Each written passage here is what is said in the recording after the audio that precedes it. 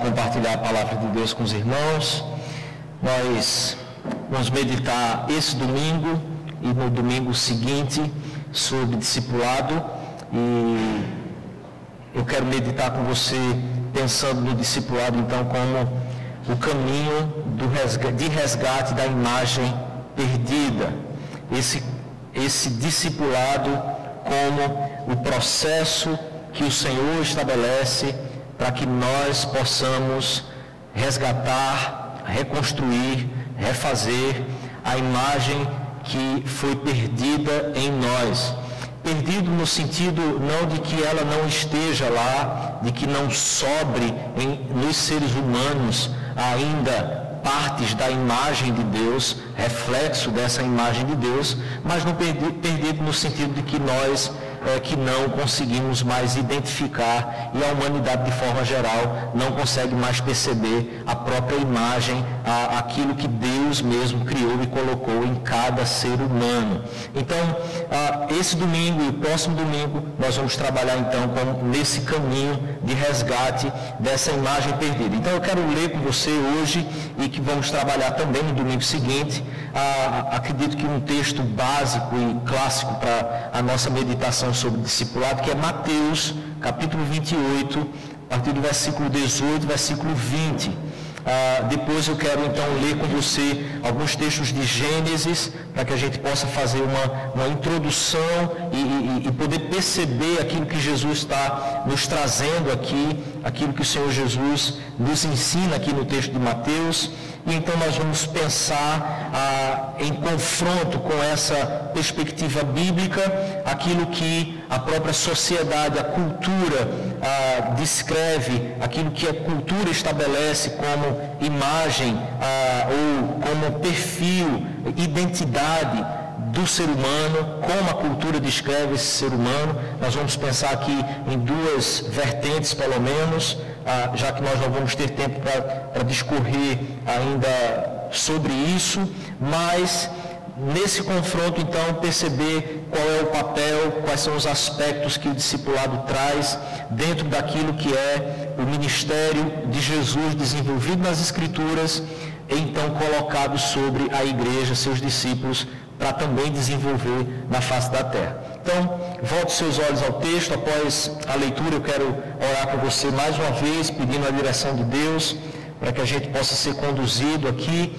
para que a gente possa se aquietar o coração, para que Ele afofe as nossas cadeiras, não é? E que a gente possa então manter os nossos olhos atentos ao Senhor e à provisão dEle aqui essa noite. A palavra de Deus então diz assim, Mateus capítulo 28, está aí na projeção, você pode acompanhar então a leitura. Então Jesus aproximou-se deles e disse: foi-me dada toda a autoridade no céu e na terra, portanto, vão e façam discípulos de todas as nações, batizando-os em nome do Pai e do Filho e do Espírito Santo, ensinando-os a obedecer a tudo o que eu lhes ordenei. E eu estarei sempre com vocês até o fim dos tempos. Vamos orar mais uma vez, feche seus olhos, coloque seu coração diante do Senhor.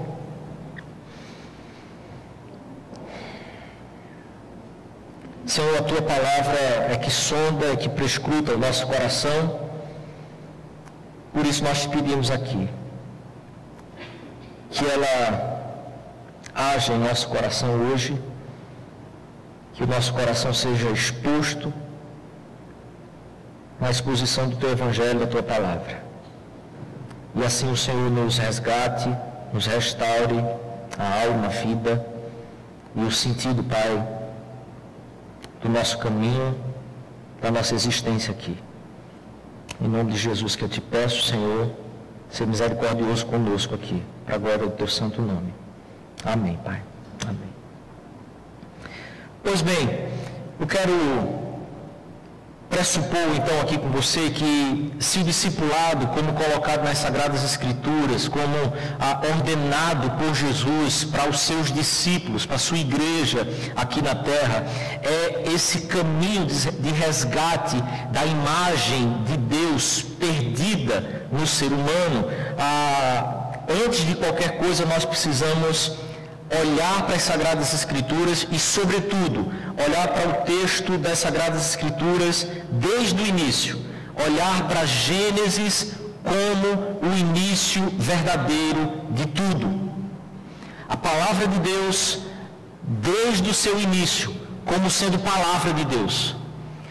Precisamos, no mundo e na sociedade em que nós estamos, entender que esse tipo de crença e de tipo de relação religiosa que nós temos com as estruturas criadas e passadas para nós, que muitas vezes sofrem muito mais a influência do secularismo, do cientificismo, não pode ser o tipo de postura e de lente que chegue para a palavra de Deus no momento em que nós a temos em nossas mãos, para que possamos lê-la, nos debruçar sobre ela e entender aquilo que é a vontade de Deus revelada nessas Sagradas Escrituras. Se queremos entender então e queremos trilhar o caminho de resgate da imagem de Deus que está perdida muitas vezes no nosso coração e na nossa mente, eu e você precisamos partir do princípio que Gênesis é exatamente o início verdadeiro de todas as coisas. Então a palavra de Deus diz em Gênesis capítulo 1, no princípio Deus criou os céus e a terra. Quem criou tudo isso foi o próprio Deus, e revela tudo isso nas suas Sagradas Escrituras. Em Hebreus, como estudamos aqui durante os últimos 2 meses, e ainda quando há 3 meses atrás estudamos sobre o tríplice ofício de Cristo, nós percebemos então que essa palavra criadora é a mesma palavra que sustenta todas as coisas, e que nós só conseguimos enxergar isso pela fé, que é o próprio Deus que coloca em nosso coração. Por isso a fé é exatamente o caminho que se faz, tendo como certeza e como convicção que tudo aquilo que está revelado na palavra de Deus é a palavra realmente reveladora de Deus, que descreve todas as coisas, que revela todas as coisas, revela Deus, revela o homem, revela as estruturas desse cosmo todo criado. Ele é que apresenta realmente toda a verdade sobre tudo aquilo que está em nossa volta e aquilo que está dentro de nós. Ele é que apresenta tudo e absolutamente tudo, e Ele nos faz isso doando, nos dando a fé em nosso próprio coração. Gênesis ainda diz que, então disse Deus, façamos o homem à nossa imagem, conforme a nossa semelhança. Então observe, se a palavra de Deus anuncia realmente o início verdadeiro de todas as coisas, o que a palavra de Deus está nos dizendo é que Deus fez a humanidade, Deus fez o homem, a estrutura original do homem nasce de Deus, é formada por Deus, é semelhante a Deus, reflete Deus, anuncia a Deus e glorifica a Deus. Façamos o homem a nossa imagem e semelhança, conforme a nossa semelhança. Domine ele sobre os peixes do mar, sobre as aves do céu, sobre os animais grandes de toda a terra e sobre todos os pequenos animais que se movem rente ao chão. Criou Deus o homem à sua imagem. A imagem de Deus o criou. Homem e mulher os criou. Deus os abençoou e lhes disse: sejam férteis, multipliquem-se, encham e subjuguem a terra, domine sobre os peixes do mar, sobre as aves dos céus e sobre todos os animais que se movem pela terra. Observe que então a narrativa da criação, aquilo que a palavra de Deus nos traz, é que tendo o homem a imagem e semelhança de Deus, homem e mulher os criou, então como imagem e semelhança de Deus, Ele coloca eles para que eles possam subjugar, eles possam reger tudo isso que foi criado, todo esse cosmo que nos está cercando, nós fomos colocados aqui para que em adoração a Deus, em louvor a Deus, nós possamos reger todas essas coisas. Com essa imagem de Deus, nós tínhamos toda essa capacidade de multiplicar, de dominar sobre todas essas coisas. Mas Gênesis também, capítulo 2, o Senhor nos diz que a palavra nos diz que o Senhor Deus ordenou ao homem: coma livremente de qualquer árvore do jardim. Veja, há uma ordem de Deus colocando o homem na condição de que ele deve desfrutar de tudo aquilo que foi criado, de forma perfeita criada. O homem desfrutando e se relacionando de forma perfeita com tudo aquilo, ele estaria glorificando a Deus e relacionando-se com Deus também. Mas há uma outra ordem de igual peso que é achei. Mas não coma da árvore do conhecimento do bem e do mal, porque no dia em que dela comer, certamente morrerás. Observe então que há uma ordem para que ele possa viver de forma plena, nessa terra plena, criada e perfeita de Deus. Mas também há uma ordem de que ele não se envolva, ele não coma, ele não desfrute daquilo ali, que é exatamente a árvore do conhecimento do bem e do mal. E que se ele comesse daquilo, ele certamente morreria. Observe que então a morte está vinculada a toda essa imagem e semelhança que o homem tem de Deus. E não apenas a uma morte espiritual, ou então não apenas a uma morte física, mas engloba toda a pessoa, a totalidade do ser humano. E que nesse relacionamento em que ele tinha a imagem de Deus, desobedecendo a Deus, ele passaria a viver certamente ou continuamente um estado de morte. Esse estado de morte é um afastamento de Deus do coração, que nos conduz à morte física, mas que sim, está debaixo exatamente de uma morte que é espiritual. É essa morte da alma, separando-se de Deus, que passa então a conduzir o próprio corpo a uma morte física também, porque nós somos uma só coisa, imagem e semelhança de Deus. Estando distante dessa relação com Deus, a maneira como o homem e a mulher passam a se relacionar já começa a ser distorcida. Aqueles que olhavam um para o outro e não percebiam que estavam nus, após o pecado eles olham agora de forma distorcida um para o outro, e agora eles se envergonham do que veem. Então observe que um homem criado à imagem de Deus, que podia enxergar a si mesmo e ao outro da maneira plena e perfeita que Deus criou, agora depois do pecado não consegue jamais enxergar da mesma forma, mas também perde toda a autoridade e todo o poder de poder gerir toda a criação como Deus tinha colocado para eles. E então tudo aquilo que se desenvolve, todas as estruturas, todo o esquema criado passa a se corromper também por causa da queda do homem e da mulher no jardim. Gênesis capítulo 3, então, a palavra de Deus nos diz assim: então o homem declarou: visto que você deu ouvidos à sua mulher e comeu do fruto da árvore da qual eu lhe ordenara que não comesse, maldita é a terra por sua causa. Observe que o pecado do ser humano, o pecado do homem, corrompe, afeta também a própria terra criada. Porque a maldição de Deus também alcança ao mundo criado por causa da maldição que recai sobre o homem e sobre a mulher. Maldita é a terra por sua causa.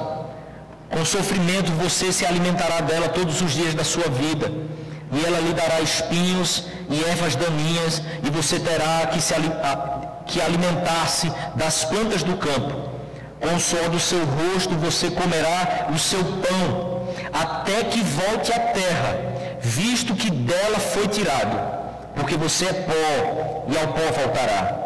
Adão deu à sua mulher o nome de Eva, pois ela seria a mãe, a originadora de toda a humanidade.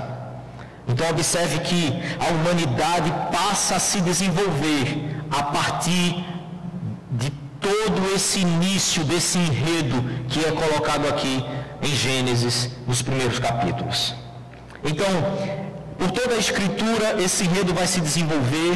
Nos últimos meses nós trabalhamos aqui como que a palavra de Deus vai revelando, então, todo esse desenvolvimento, e você pode então de repente acessar as mensagens que estão explicando sobre isso, quando nós tratamos sobre os ofícios de Cristo, de profeta, sacerdote e rei, mas também tratamos aqui em Hebreus toda aquela exposição que nos mostra exatamente todo esse desenvolvimento que as Sagradas Escrituras traz sobre a pessoa de Jesus, a revelação de Deus e como que o Senhor resgata o seu povo para viver com Ele e mediante ao seu mandamento, a sua ordem. Te ajudará bastante, então, se você buscar entender um pouco mais sobre isso. Mas como nós estamos aqui hoje tratando sobre discipulado, e discipulado como esse resgate da imagem perdida no ser humano, eu quero pensar então especificamente hoje no discipulado para todos, a partir do ministério profético. Se Jesus é aquele que desempenhou de forma perfeita os 3 ofícios, e a partir do Espírito Santo concedido ao seu povo, aos seus discípulos, ele dá então um poder para que nós possamos, de maneira profética, viver nesse mundo como discípulos dele. Eu quero pensar aqui com você que se eu e você aceitarmos por um momento que seja a definição que a cultura dá sobre você, que ela dá sobre nós, isso te tornará vulnerável, inseguro e desconfiado do futuro, incerto do futuro. A vida passa a ser uma incerteza, uma desconfiança constante, e você se torna cada vez mais vulnerável, porque você está aceitando o que a cultura está dizendo a seu respeito. E definições de seres humanos, a cultura faz definições, traz definições a todo instante, a toda hora, as pessoas estão tentando definir o que é o ser humano. Tudo que a cultura pede de você, tudo que a cultura requer de você, é que simplesmente por algum instante você aceite aquilo que ela está definindo a seu respeito, aquilo que ela está dizendo que é o ser humano. Ela diz isso pelos filmes, ela diz isso através de jornais, ela diz isso através de todas as mídias, através de todas as maneiras que você tem como ser humano de se relacionar com essa cultura. Desde o momento em que você nasce, é criado dentro de um lar, que está dentro de uma cultura, a cultura pede que você aceite a definição que ela dá sobre você mesmo, sobre o ser humano, o que o ser humano é, o que nós somos, para que servimos, para onde vamos. E no momento em que ela consegue fazer com que você aceite essa definição, ela vai passar a definir a percepção que você tem de tudo ao seu redor, a começar de você mesmo. Muitas vezes o que acontece é que a cultura está definindo a maneira como você se enxerga, a maneira que você tenta passar para os outros a respeito de você mesmo, a maneira que os outros tentam lhe enxergar, e quando a cultura consegue envolver você dessa forma, a cultura então molda a sua cosmovisão. Ela molda a maneira de você compreender absolutamente todas as coisas, e mais do que isso, ela muda e define como você se relaciona com você mesmo, com o mundo e com Deus.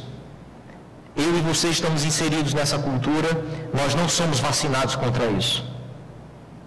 Nós estamos constantemente recebendo o bombardeio do que ela define e de como ela define o ser humano. A cultura, no fim das contas, é exatamente o que molda a nossa cosmovisão. O James Siles diz no livro Dando Nome ao Elefante, sem considerar aqui alguns ajustes que o próprio autor faz a respeito de suas próprias observações, mas há uma definição que ele dá sobre cosmovisão, dizendo que cosmovisão é um compromisso. Cosmovisão é uma orientação central do coração. Cosmovisão é exatamente aquilo que o seu coração se propõe de forma comprometida a viver e a se conduzir no mundo. Cosmovisão não é apenas uma questão de intelecto.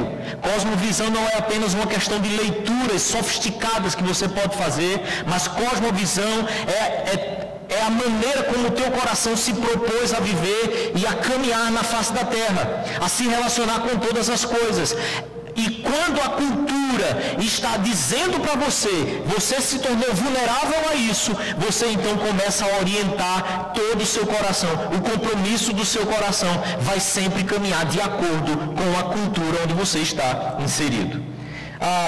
Quando nós pensamos aqui então sobre definição do ser humano, o que é, de onde veio, para onde vai, nós entramos num campo da ciência que seria o campo da antropologia. Muitas pessoas tentam definir de forma sociológica, antropológica, o que é o homem, de onde ele veio, para onde ele vai, o sentido de tudo isso. E praticamente cada peça teatral, cada filme de cinema que você assiste, cada desenho de criança que você deixa lá seu filho assistir, praticamente tudo isso está o tempo inteiro fazendo definições do que é o ser humano. Tudo está ali o tempo inteiro, vindo a partir de pressupostos, ensinando seu filho, ensinando a cada um de nós sobre o que é o ser humano. Então, todo programa de ação e vida de uma sociedade, todo programa de ação de alguém é determinado pelo que ele pensa do ser humano e de Deus.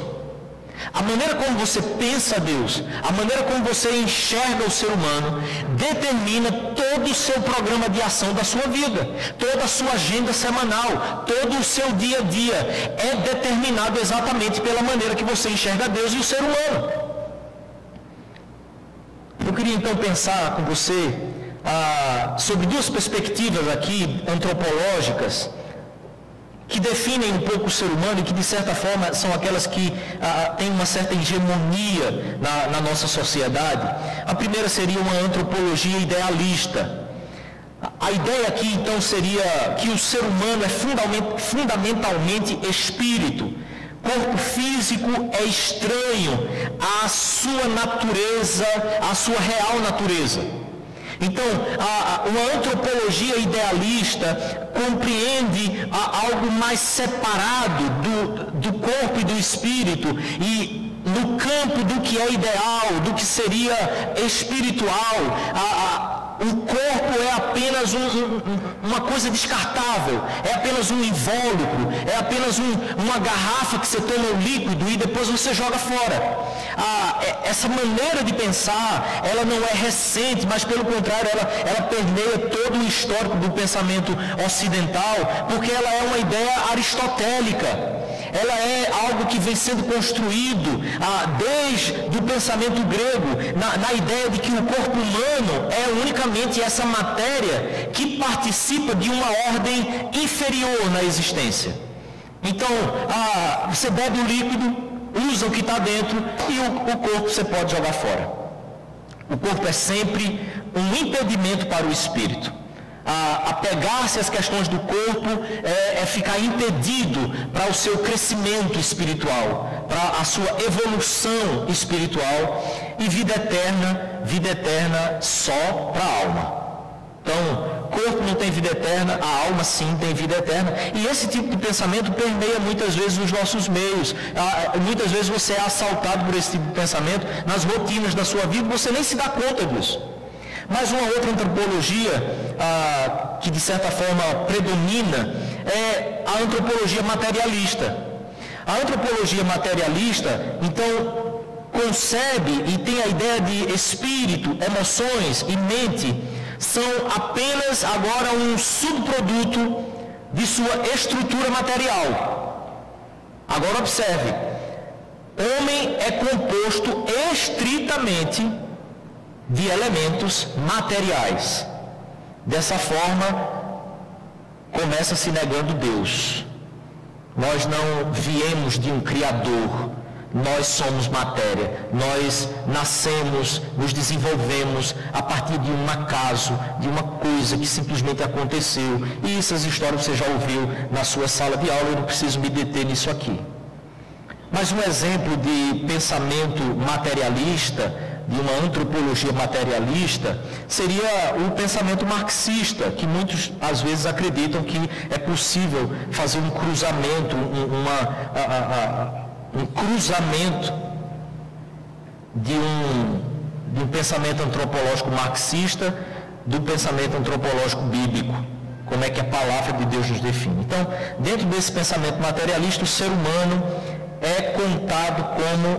não é contado como indivíduos, mas tem sua importância apenas como parte do todo, a sociedade, o Estado.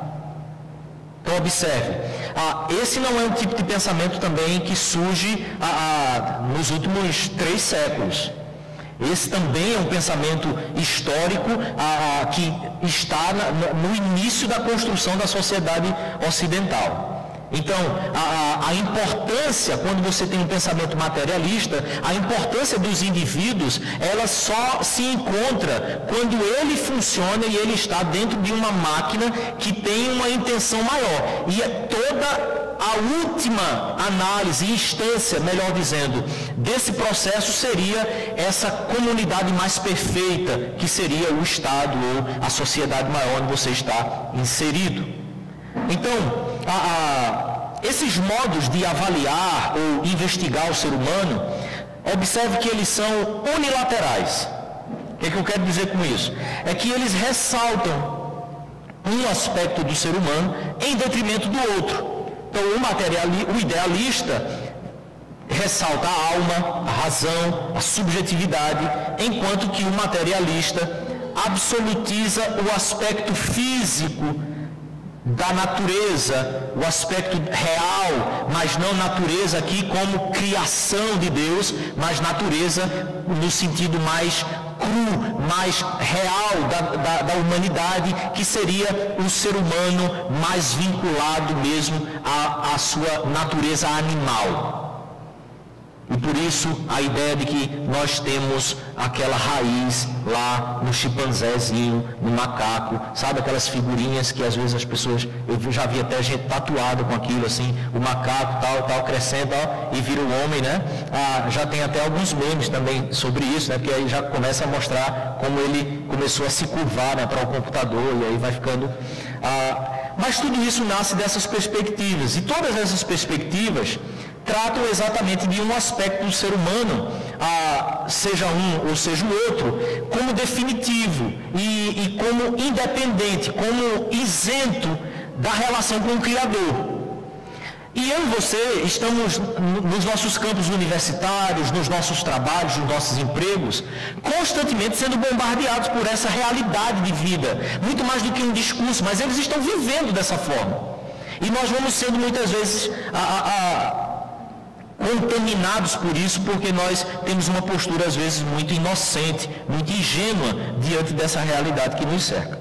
Anthony Huckman diz no livro Criados à Imagem de Deus, que cada uma das antropologias seculares é culpada de idolatria, ou seja, de adorar um aspecto da criação em lugar do Criador. Porque seja idealista, que trabalha a ideia mais do espírito, ou materialista, que trabalha uma ideia mais da natureza do homem, trabalham de forma independente de Deus. Entende o homem de forma completamente isenta de uma relação com Deus. Dessa forma, então, eles também constroem um falso contraste naquilo que dentro do cristianismo seria esse contraste que nós recebemos das nossas influências católicas históricas, que seria um contraste entre natureza e graça. Então, na ideia do escolasticismo do católico, nós fomos acreditando que o que eu faço no meu cotidiano não tem nenhuma relação com a obra redentora de Cristo. Por isso, a igreja e o Estado, eles jamais teriam qualquer relação. E muitas vezes, eu e você até acreditamos que igreja e Estado são coisas que devem andar completamente separadas. Nós não devemos participar da vida da sociedade. Nós não devemos influenciar a sociedade em nada disso. Igreja e Estado não tem nada a ver. Religião não se discute. Política não se discute. Então nós vamos sendo envolvidos por essas dicotomias e não percebemos que no final das contas, eu e você não temos como nos separar da realidade que somos discípulos de Jesus na terra. Em qualquer esfera, em qualquer lugar, somos discípulos de Jesus. Então, o que essas ideias de ser humano vão construindo traz o resultado de uma visão do ser humano secularizada, misturada com a visão bíblica, com a cosmovisão bíblica, e vai gerando algumas aberrações, aberrações conceituais à nossa vida.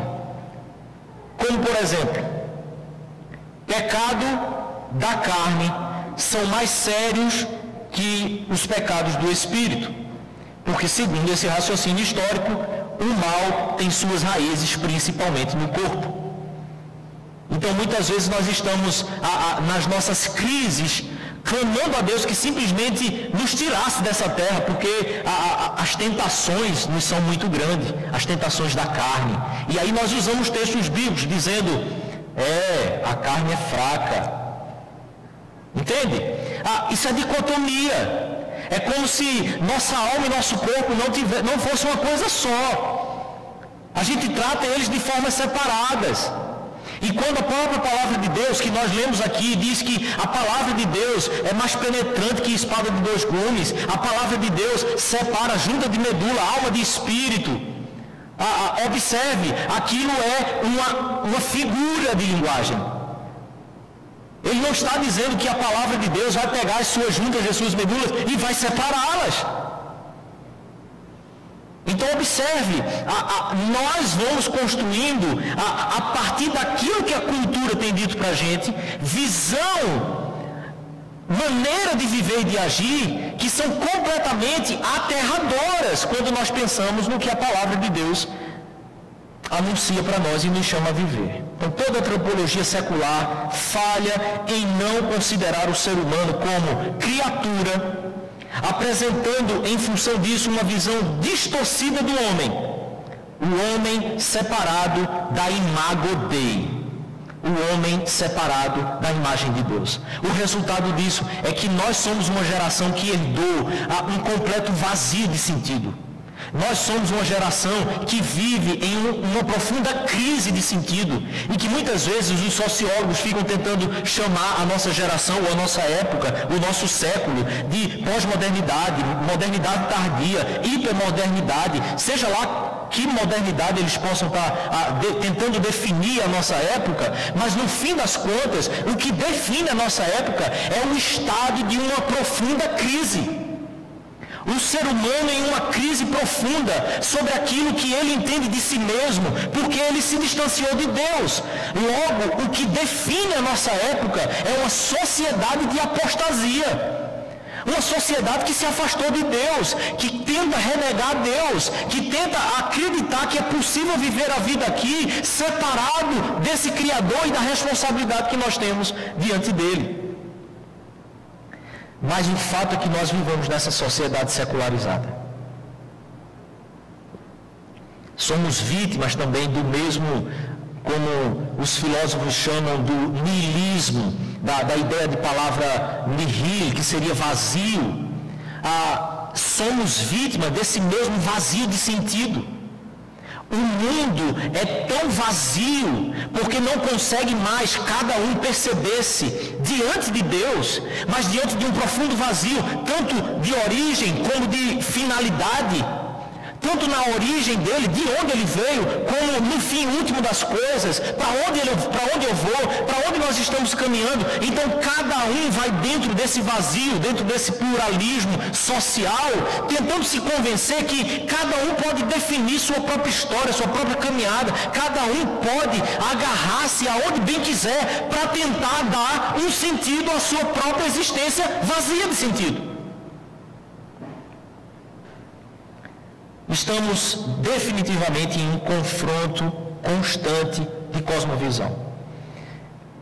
E eu e você não podemos esperar dizer para alguém que apenas o Evangelho pode trazer o homem a uma plenitude original pela redenção em Cristo e que essa plenitude é o próprio Deus e a sua glória, e esperar que essa sociedade vazia nos aplauda, nos dê beijos e abraços de gratidão. Sabe? Aquela pessoa que vem de repente dizendo para você, diz, eu fui falar de Jesus na minha faculdade e quase me apedrejaram. Devia ter feito isso.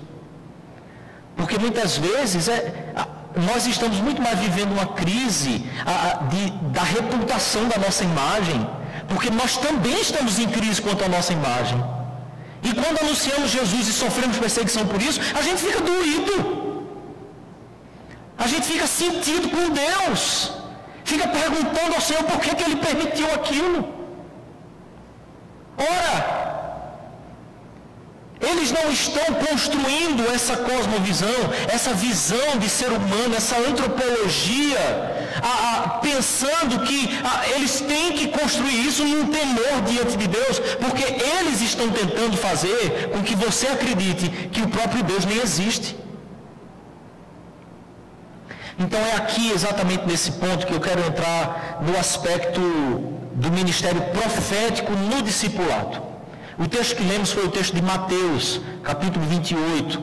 E antes de Jesus dizer aos seus discípulos, para que eles façam discípulos de todas as nações, há uma observação aqui que muitas vezes nos passa desapercebida. É que Jesus insiste, Jesus não deixa passar o fato de que toda a autoridade foi dada a Ele.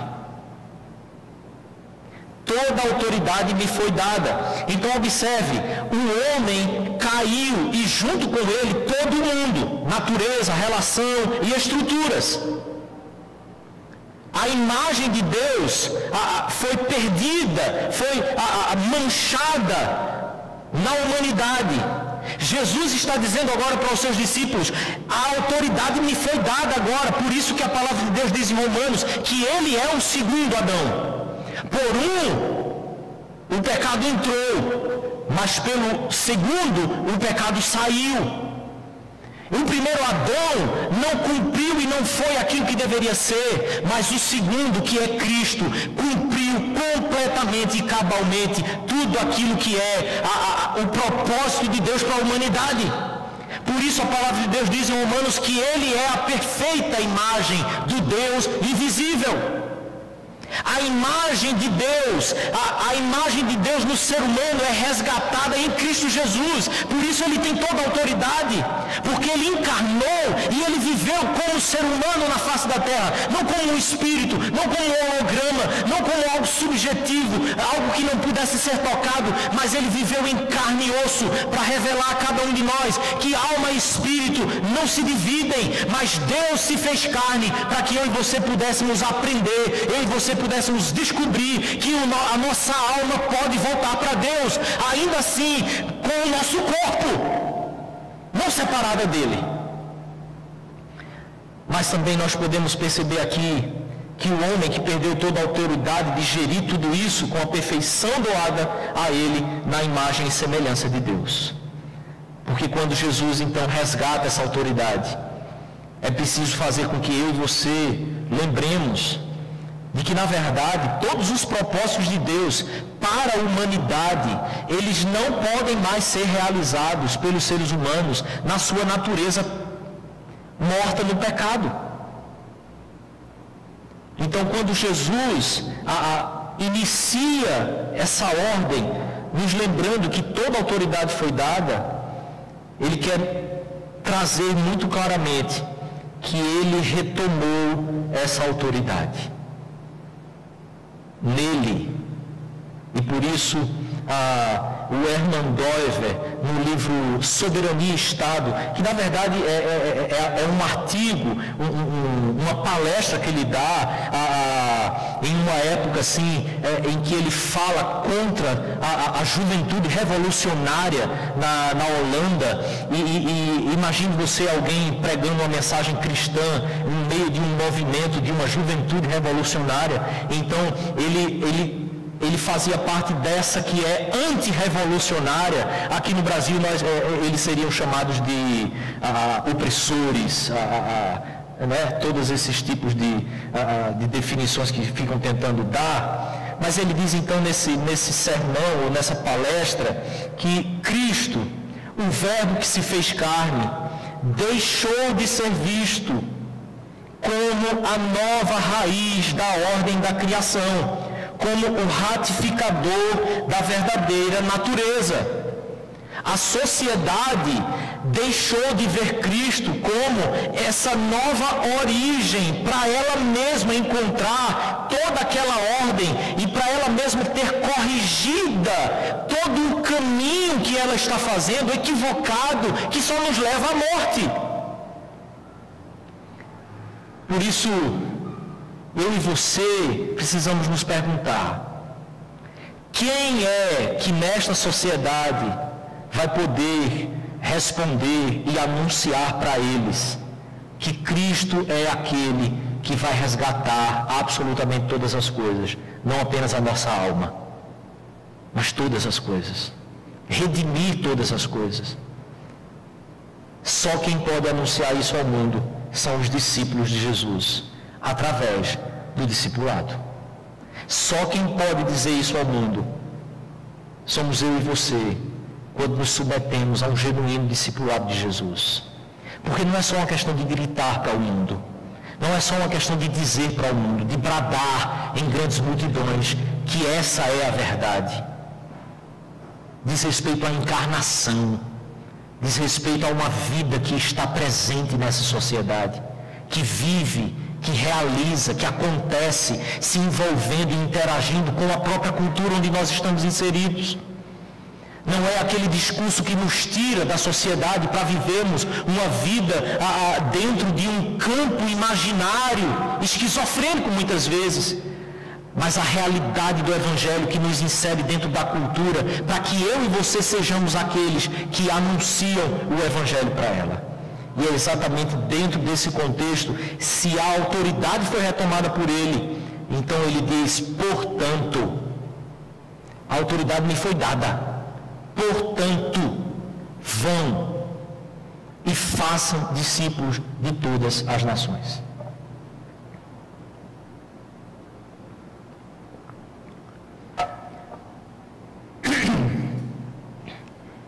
Em uma cultura apóstata, sem sentido, secularizada, pagã, Jesus nos manda fazer discípulos.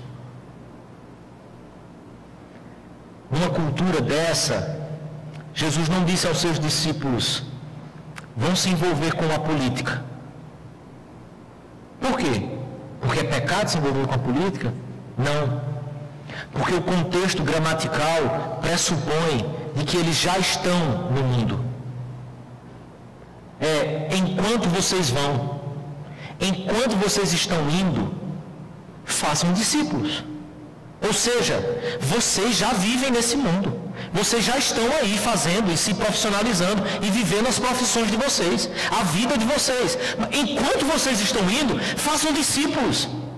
Então, façam discípulos na faculdade, façam discípulos na política, façam discípulos aonde quer que vocês estejam. De todas as etnias, todos os grupos que possam existir na face da terra, vocês precisam fazer discípulos. Porque discípulos de Cristo entram no caminho para serem transformados pela renovação das suas mentes, pela palavra de Deus, pelo Evangelho, até serem formados à imagem do Filho de Deus. É por isso que é preciso fazer discípulos. É por isso que é preciso andar no discipulado de Jesus, que é para toda a vida. Você já percebeu como nós começamos a encarar discipulado como coisa de recém-convertido? Discipulado caiu no campo daqueles assuntos que são assuntos menores dentro da cultura cristã. Se você tem algum lugar, algum ajuntamento, algum congresso, alguma coisa que vai falar sobre discipulado, normalmente não são as coisas que nós nos interessamos. Mas se é a relação do cristão com a política, nós estamos lá. Como nós queremos aprender a nossa relação com a política se nós não estamos no caminho do discipulado de Jesus? Você vai ser político, filho, mas não vai conseguir fazer discípulo para Jesus. Você pode até ser ético na sua conduta, mas é preciso fazer discípulo para Jesus. Senão a gente morre na ética. E ética não salva ninguém. Eu quero ler com você o texto de Romanos, para que a gente possa perceber aquilo que estamos falando sobre sermos formados à imagem do Filho de Deus. Paulo, Romanos capítulo 8, versículo 18, diz: considero que os nossos sofrimentos atuais não podem ser comparados com a glória que em nós será revelada.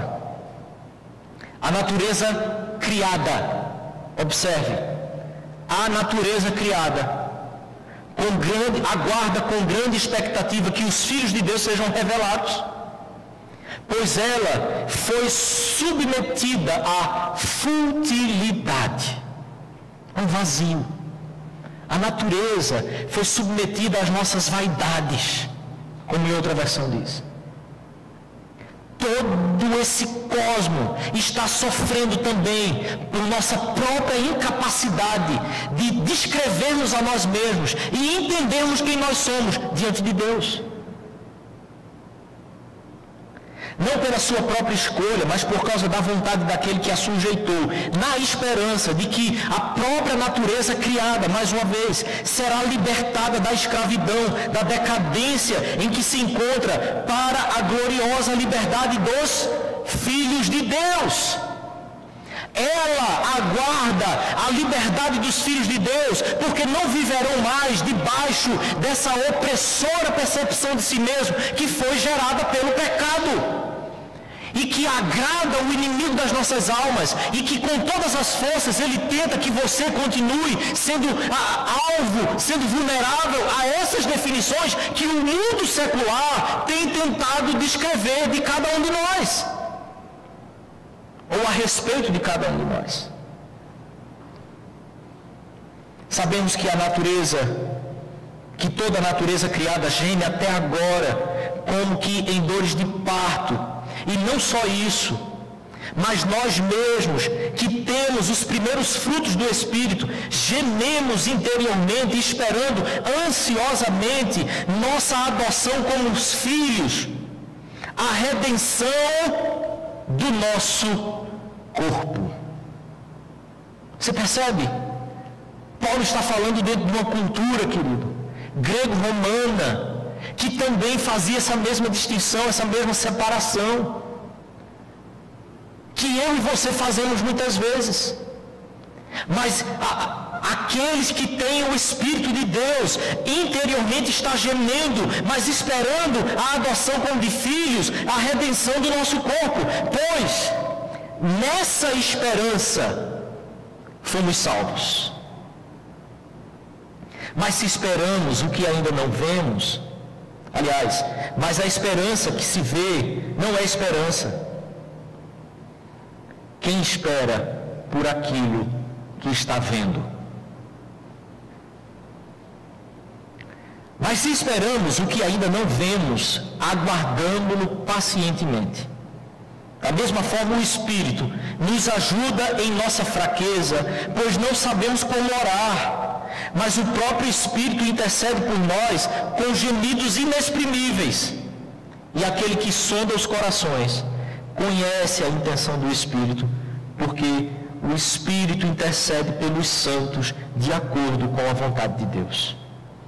Sabemos que Deus age em todas as coisas para o bem daqueles que o amam, dos que foram chamados de acordo com o seu propósito, pois aqueles que de antemão conheceu, também os predestinou para serem conforme a imagem do seu Filho.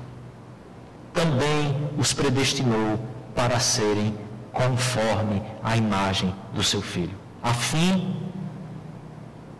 de que ele seja o primogênito entre muitos irmãos. Na redenção do corpo, querido, nós seremos profundamente idênticos ao próprio Filho de Deus. Porque foi para isso que ele nos predestinou e nos resgatou. E é para isso, e é esse caminho que ele quer que eu e você façamos aqui nessa terra. Como se faz isso de uma hora para outra? Como se faz isso em um estalar de dedos? existe um caminho para isso. E o nome disso é discipulado. Fora desse caminho, não há como sermos formados à imagem do próprio Filho de Deus. Só no caminho do discipulado de Cristo nós podemos responder à pergunta: o que é o homem? E mais do que isso, responder o que e quem eu sou. Vamos deixando de ser humanos quando nos afastamos do Senhor. A humanidade vai se corrompendo cada vez mais quando estamos separados dele. Por isso, lembre-se disso. O primeiro movimento do discipulado é sempre profético. O primeiro movimento para que eu e você façamos discípulos é um movimento profético. E só pode ser realizado por aqueles que receberam o Espírito de Deus na regeneração das suas almas, porque só pelo Espírito de Deus é que nós podemos desempenhar o ministério profético que é perfeitamente de Cristo Jesus. Eu e você não seremos profetas como no Antigo Testamento, mas nós teremos um ministério profético diante deste mundo, onde eu e você somos colocados pelo Senhor. O movimento do discipulado primeiro é sempre o movimento profético. Por isso, querido, lembre-se que na sua casa, com seus parentes, não há como você fazer discípulos se você omite a pureza genuína da pregação da palavra de Deus. Não espere conversões sem o anúncio da palavra de Deus. Muitas vezes nós oramos, pedimos pela conversão de tanta gente, mas o anúncio profético, que faz parte do ir fazer discípulos, foi omitido dos nossos lábios, foi retirado da nossa vida. O discipulado de Cristo leva o Evangelho para expor e julgar, e para redimir e aperfeiçoar a mente e o coração do homem em Cristo, a perfeita expressão do Deus Criador e Pai. Fazer discípulo de todas as nações é, pelo anúncio do Evangelho, julgar a maneira que o homem entende a Deus, entende a si mesmo, entende o seu trabalho, entende as suas relações e o sentido último que o próprio homem dá para tudo isso, respectivamente. Fazer discípulo de todas as nações é expor e julgar toda a cosmovisão secularizada, mas não para condená-la, mas na expectativa de que o próprio Deus possa redimir aqueles que ouvirem a mensagem do Evangelho. E aos que têm, então, no momento desse anúncio, aos que têm os olhos abertos pela ação soberana da graça de Deus, o caminho do resgate da imagem perdida está só começando. Assim como um dia começou para você, mas não acabou ainda. Por isso, querido, não fuja de um discipulado genuíno com Jesus. No momento que você foge disso, você está trazendo um estorvo, um peso para a sua própria caminhada.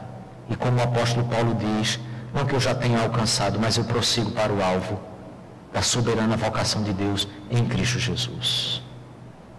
Ande a partir daquilo que você já alcançou, mas não julgue que você tenha chegado a algum lugar, porque só na glória é que nós teremos, então, esse trabalho completado.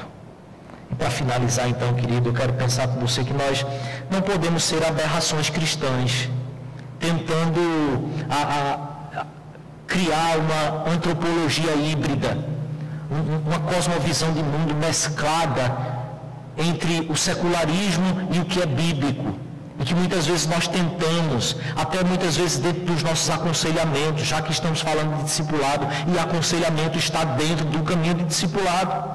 Muitas vezes fazemos dos nossos aconselhamentos muito mais momentos de divãs, de psiquiatras e psicólogos, mas não confrontamos de maneira notética o pecado que está ali na vida da pessoa, confrontando com a verdade bíblica, para que a palavra de Deus seja aquela que transforma e vai moldando o indivíduo conforme a imagem do Filho de Deus. eu e você precisamos então, se queremos experimentar essa transformação em Cristo Jesus, deixar uma primeira aberração, que eu quero chamar aqui de um cristianismo idealista. Já que pensamos nessas duas cosmovisões, nessas duas antropologias, essa aberração do cristianismo idealista, então, seria perceber o ser humano, ou entender o ser humano como fundamentalmente espírito, o corpo físico é estranho à sua verdadeira natureza. Então, essa aberração de um cristianismo idealista olha para o trabalho, para o lazer, para o dia a dia e encara eles assim, eles são só empecilhos na vida com Deus. Então, muitas vezes, é aquele jovem que ele vai chegando na época da faculdade. E na época da faculdade, porque ele começa a ter uma percepção de um cristianismo idealista, na época da faculdade, ele pensa assim, eu vou consagrar 1 ano da minha vida para Deus. Antes de entrar na faculdade, eu preciso ficar recluso em um lugar e ficar ali sendo treinado. Sabe por quê? Porque o caminho da vida dele inteiro foi de um cristianismo idealista. Então ele acha que tem exatamente um momento que ele precisa preparar a alma dele, porque ele vai receber um confronto agora, na faculdade. Durante a vida dele ele não tem esse confronto. Mas na faculdade sim, ali é o inferno na terra. Aí ele quer entrar na faculdade. Quando entra, ele quer sair da faculdade. O dia a dia, na verdade, são só empecilhos para uma vida com Deus. É impossível viver Cristo lá na vida real. Na vida real é diferente, pastor. O senhor não. O senhor vive para isso. Sua vida é orar. Sua vida é ler a Bíblia. Está dizendo isso porque não sabe das minhas crises, né? Meu querido, preste bem atenção. Isso é uma aberração, é um cristianismo idealista. Parece que um caminho de discipulado genuíno para formar em cada um de nós a imagem de Jesus é coisa para clero. É coisa para gente mais espiritual. Na vida real, ali o bicho pega. Ali nós temos que cada um dar os nossos pulos. Nem que para isso seja dar aquele jeitinho brasileiro. E nós começamos a conceber uma ideia de que os pecados que nós cometemos, dando aquele jeitinho, aquela maquiada, eles não são tão graves assim. Logo, é impossível fazer discípulo no mundo. E Jesus diz para a gente assim, vão e façam discípulos de todas as nações. Então, muitas vezes, aquela crise que nós temos, eu não consigo alcançar ninguém, falar para ninguém. Na verdade, é porque existe toda uma antropologia dentro dessa cabeça que separou a realidade de Deus com a realidade da face da terra. Como se Deus não tivesse interessado na vida real. Deus só está interessado no culto de domingo. Se está certo a maneira como você faz, como você adora, com a liturgia e tal. Mas uma segunda aberração que nós precisamos deixar, e talvez essa seja aquela que mais pega no nosso calo, é exatamente a aberração do cristianismo materialista. O cristianismo materialista, então, percebe espírito, emoções, mente, são apenas subproduto da estrutura material. O homem é composto estritamente de elementos materiais. Logo, se é para Deus interagir aqui de alguma forma, vai ser se manifestando dessas maneiras mais concretas da minha vida. Então, a vida de serviço a Deus sempre virá em segundo plano, porque você precisa resolver a sua vida primeiro. Você precisa garantir seu sustento, você precisa garantir o bem-estar da sua família. Servir a Deus vem depois. Servir a Deus é coisa de voluntário. Servir a Deus é coisa de tempo livre. Essa é uma aberração profunda vivida no cristianismo. Você lembra daquele livro escrito que virou um best-seller, A Revolução do Voluntariado? Aquilo é uma aberração. Por quê? Porque discípulo de Jesus é servo de Jesus, não é voluntário de Jesus. Ainda mais no Brasil, que voluntariado diz respeito a tempo livre. Diz respeito a eu dar de mim aquilo que eu acho que dá para dar, quando eu acho que dá. E quando eu achar que não dá, eu simplesmente não vou. Não é assim?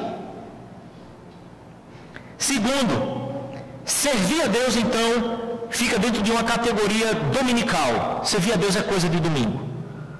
Porque se está em segundo plano, então existe um dia que é o dia do Senhor.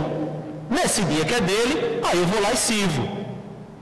Então eu dou lá, faço minhas firulas e eu parto para a vida real para viver como eu bem entendo. Terceiro, é a questão da comunhão. Comunhão é coisa de encontro e comunhão é coisa de domingo. Então, quando eu me encontro com os meus irmãos, dentro da perspectiva que vida com Deus, serviço a Deus, é coisa de domingo, é coisa de encontro, eu olho para o encontro com os meus irmãos como um momento de comunhão. Eu não preciso de mais que aquilo.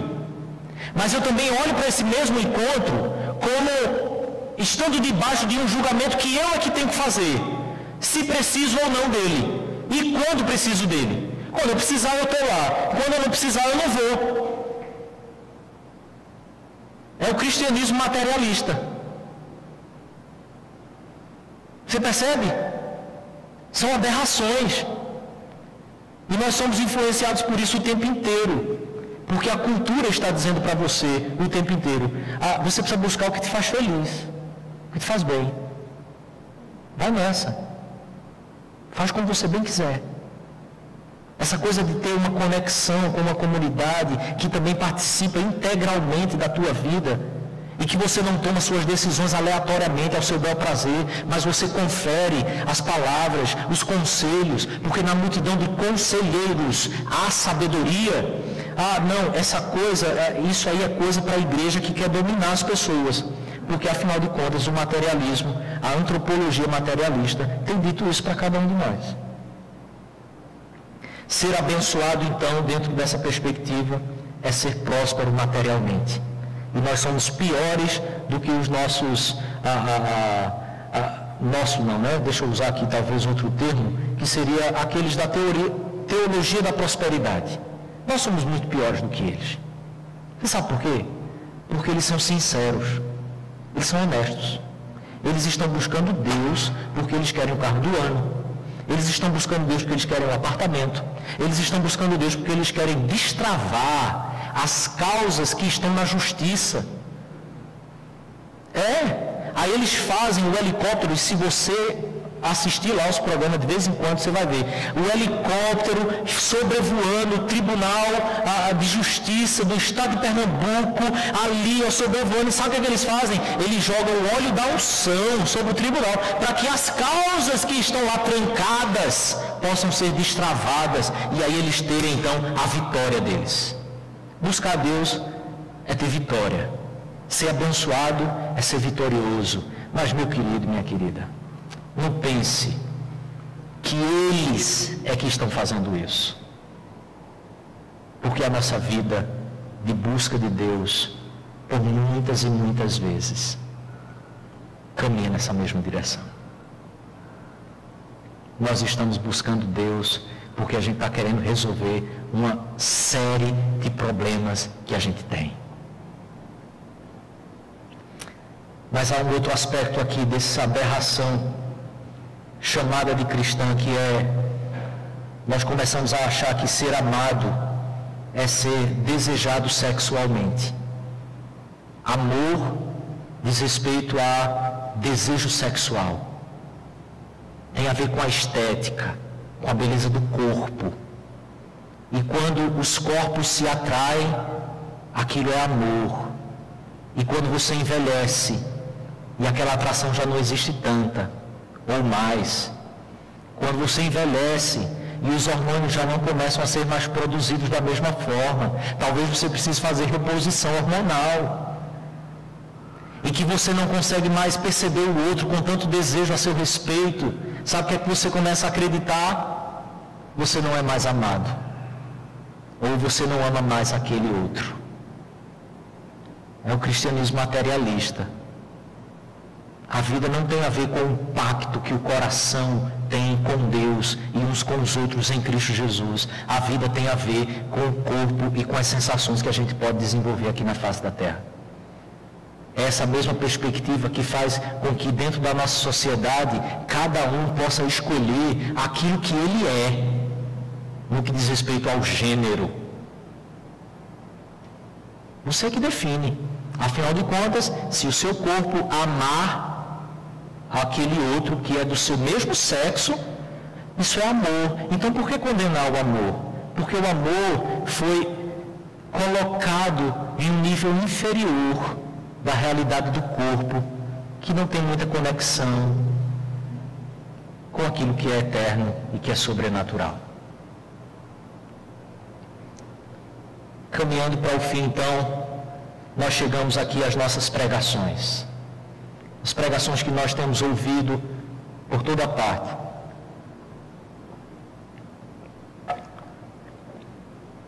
E o mundo evangélico julga que as boas pregações falam de amor, conforme essa percepção, falam de tolerância, precisamos tolerar mais um outro, e observe que é a mais total intolerância que existe, porque a tolerância é você aceitar que o que o outro está dizendo é certo, você não pode discordar dele, logo não é tolerância. Porque se você concorda com o que o outro pensa, então vai andar junto com ele. Você não precisa tolerar.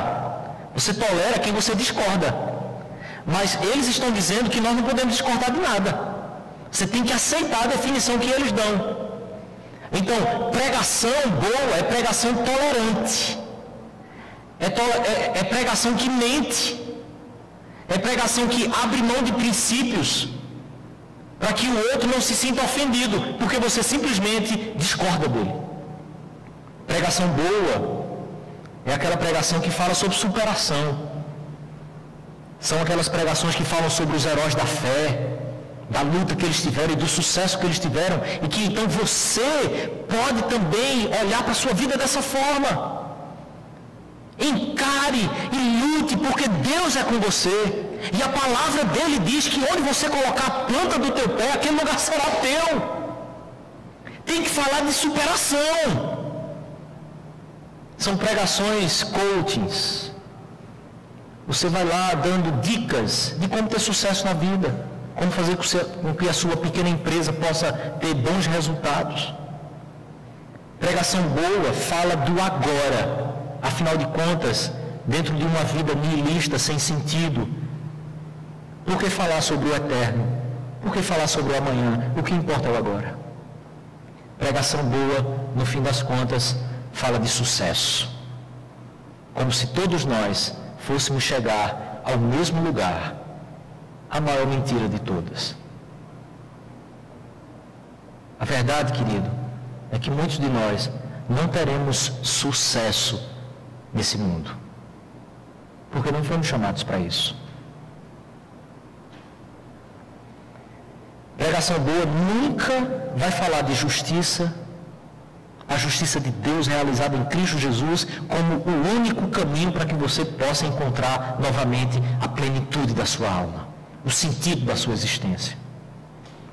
Pregação boa jamais pode falar sobre condenação, se você não se submeter ao caminho que Deus construiu em Cristo Jesus, para que você possa encontrar a redenção da sua alma, você será condenado. Não, por que falar disso? Essas coisas vão espantar as pessoas, essas coisas fazem com que as pessoas não venham à igreja, essas coisas vão fazer com que os bancos não fiquem lotados. Pregação boa jamais pode falar de humilhação. Humilhação é coisa que a gente não precisa fazer, porque as pessoas já estão muito carregadas. Então você vai falando do Evangelho, vai falando, e aí no final você fecha dizendo assim, não se sinta um pobre coitado, Deus ama você. Não se sinta tão desprezado, Deus ama você. Querido, se você não se submeter ao Evangelho, à palavra de Deus, não tem essa de que Deus ama você, não. Deus não ama o pecado e não ama o pecador que não quer se submeter ao amor dele. Porque o amor de Deus construiu um caminho. para que você pudesse chegar a Ele. E você bate o pé dizendo, não aceito esse caminho. Mas dentro de um mundo sem sentido, eu e você precisamos acreditar que não. Deus ama todo mundo, porque o mundo já é ruim demais. É mentira. Pregação boa não fala de eternidade e não fala de inferno, muito menos de Satanás.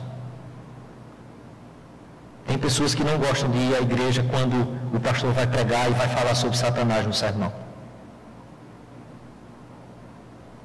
Rasga a Bíblia, então. Tira os pedaços que está lá falando dele. Nós queremos apenas aquelas partes que nos agradam. E por fim, evangelismo dentro do cristianismo materialista, que é uma aberração. O cristianismo ou o evangelismo virou caridade, obra social. Você já parou para pensar como dentro desse pensamento que separa as realidades da alma e do corpo, quando nós pensamos em anunciar Jesus, quando nós pensamos em alguém que precise ouvir o Evangelho, nós pensamos naquele que é pobre. Ele precisa ouvir o Evangelho, mas aquele que está na riqueza, na fartura, sem problema para pagar as contas e para comer, nós nunca pensamos que eles precisam ouvir o Evangelho. Nós nunca pensamos que o vazio da alma deles é tal qual o vazio da alma do pobre. E que não importa se rico ou pobre somos, distantes da obra redentora de Cristo, vamos para o inferno. E lá não vai ter mais isso.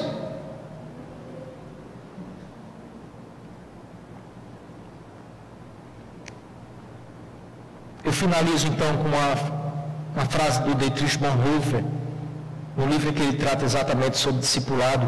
Iniciando o livro, o desejo que ele expressa é que Deus nos dê a alegria em toda a seriedade do discipulado, em todo não ao pecado, em todo sim ao pecador, em toda resistência ao inimigo, na palavra triunfante e vencedora do Evangelho.